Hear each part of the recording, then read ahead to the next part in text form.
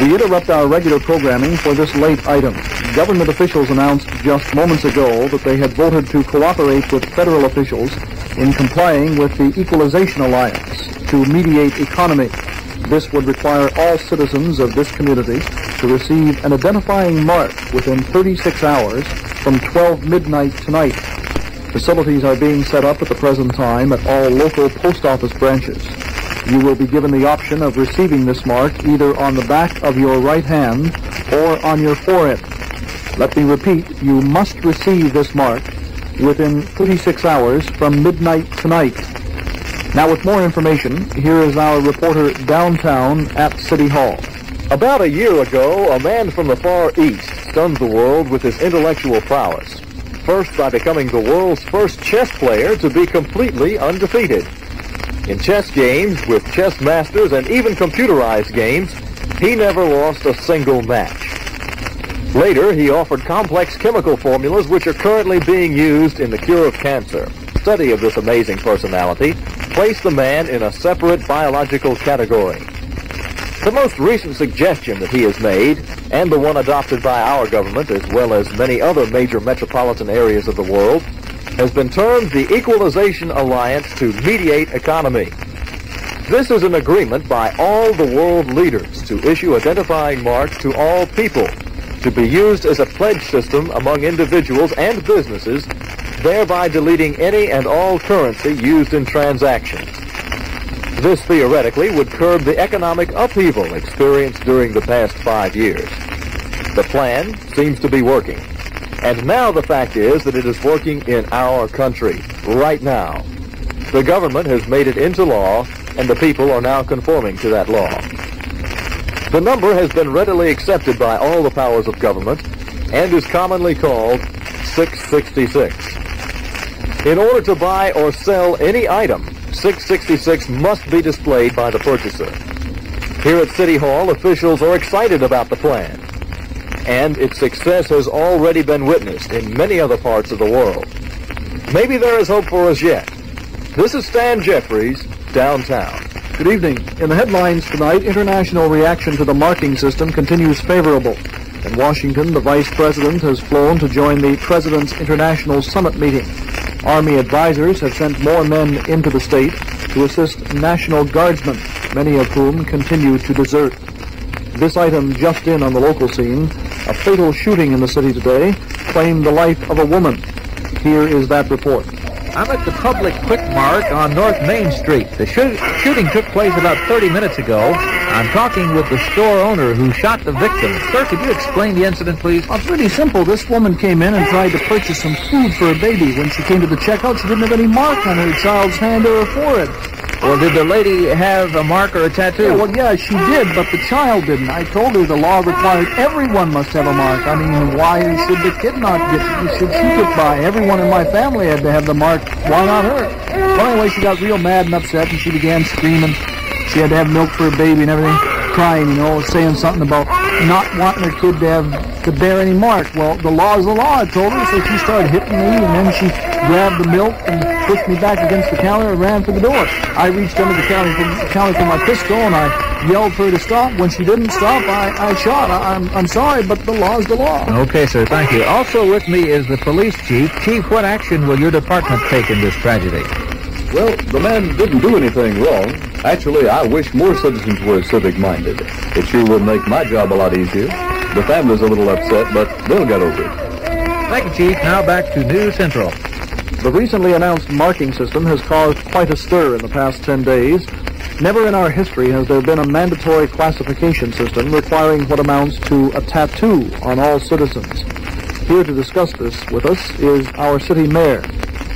Mayor Woods, this new ruling came down to us by presidential order without concurrence of the Congress. What does all that signify to you? Communications between the higher echelons of government and local officials is poor at best these days. More and more it seems that we at the local level are mere puppets. Regarding this marking business, well, we can only place enough confidence in our president and other federal leaders and hope that they're acting in our best interest. As you know, the president has left for the Mediterranean in a summit meeting with other world leaders. What is being discussed, I just don't know. I should, as mayor of a city of this size, but once again, communication is very bad. In talking to just everyday citizens, the general feeling today is of despair and sadness. Do you feel this, Mr. Mayor? Most certainly. There are serious problems in every facet of life today. Everyone is distraught, discouraged. How can people look forward with confidence? They certainly can't have much feeling of security for the future. My own outlook is black. And when the leaders give up, what the rest of us, what can the rest of us feel? It seems that tragedy has struck everyone in one way or another these last few years. My wife and I still grieve the disappearance of my son. When he was in his plane while he was serving as a missionary pilot in Brazil. I just don't know how much more grief any of us can stand. I'm sorry. I know how the citizens feel. I'm sorry. Which is certainly the most astonishing report this reporter has ever made. I've reported perhaps every known type of news item, but this has completely baffled me. I simply don't know how to accept this news. Perhaps, like most other Americans, I feel somewhat relieved. During the past 6.5 years of turmoil, disruption, and chaos, it's become a way of life, something to live with. Well, this may be a solution. However, it's still the most dramatic move ever made by a public official. Well, we're ready now with that report direct from the International Summit meeting on the coast of the Mediterranean. The biggest world news ever to be recorded has occurred here today. This is the city where all the leaders of the world gathered to discuss the possible solutions to the chaotic state of the world since the terrible change in conditions some 6 years ago. It was also in this city that the world was stunned by the appearance of what many call the beast, due to his strangely unnatural form.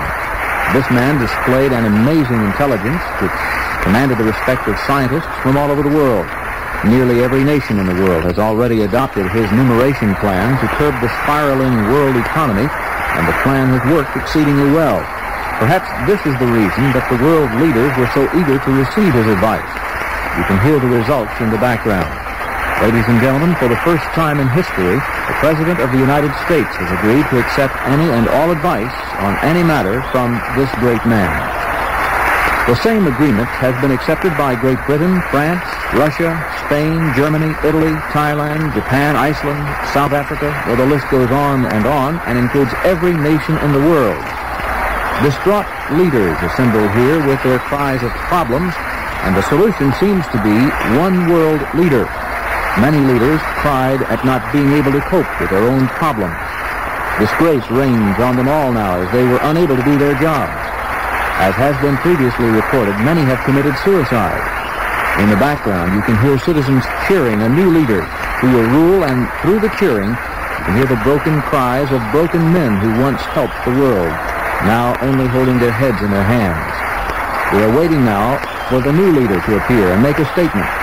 But wait, there seems to be some sort of power failure. Yes, most of the street lights within my vision are out, and other... Excuse this interruption, but we have this late item. We've just received word that much of this city has also experienced a power failure. Fortunately, this station was not affected.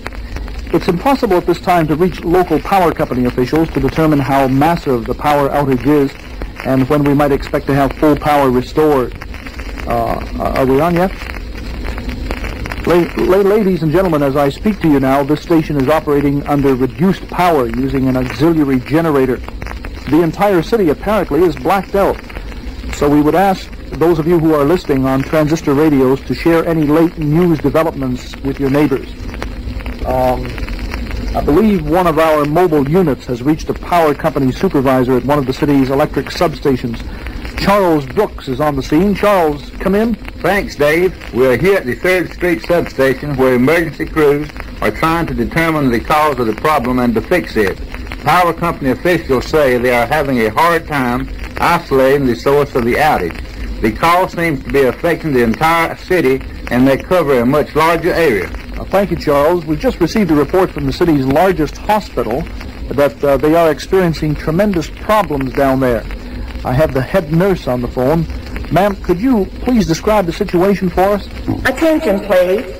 Doctors are needed in operating rooms 2 and 6. All available doctors that are not reporting to the emergency room, please report to operating rooms 2 and 6. Other doctors, please report to the 3rd floor nurses station. Attention, please. This is an emergency. All available doctors, please report to the emergency room. Others to the operating rooms 2 and 6 and to the 3rd floor nurses station. Attention, please. Attention, please. Doctors are needed in patient receiving. In patient receiving. Doctors are needed in patient receiving. Immediately, please. Attention, please. Attention, please. More doctors are needed in emergency. More doctors are needed in emergency. All available doctors are requested to report immediately to the emergency room. This is an emergency. Attention, please. Attention, please. All available doctors, please report to the nurses station in the main entrance. In the main entrance, the nurses station. All doctors, please. Attention. All available nurses, please report to your nurses station. Please report to your nurses station. You are needed at once. We are unable to get our generators going here. Our auxiliary power units are just not working. The staff is using candles and flashlights to care for the patients. In addition, 2 premature babies were lost when the oxygen pumps failed. Until power is restored, we're canceling all operations. We're just too busy trying to care for the patients we have. All off-duty nurses and aides are asked to report to the hospital as soon as possible. Meanwhile, we've learned that civil defense officials have called all available men out to help transport people.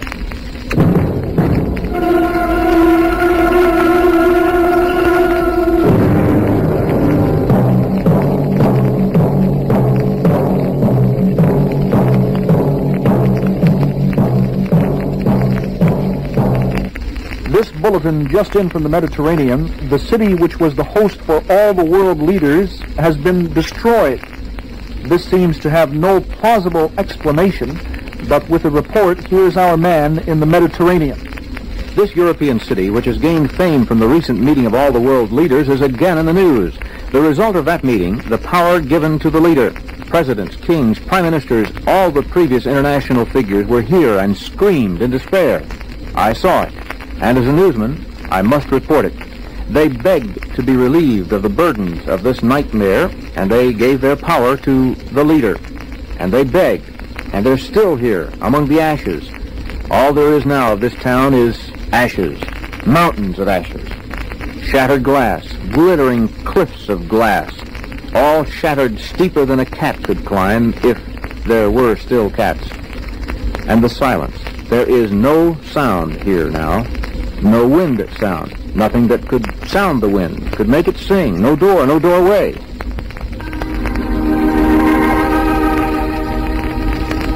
And I saw a great white throne, and him that sat on it, from whose face the earth and the heavens fled away.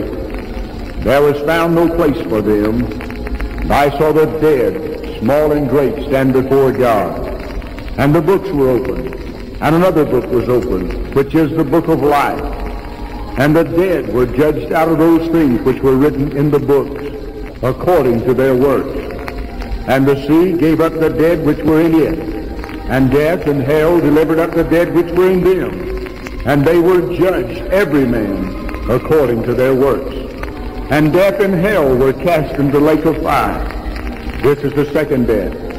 And whosoever was not found written in the book of life was cast into the lake of fire.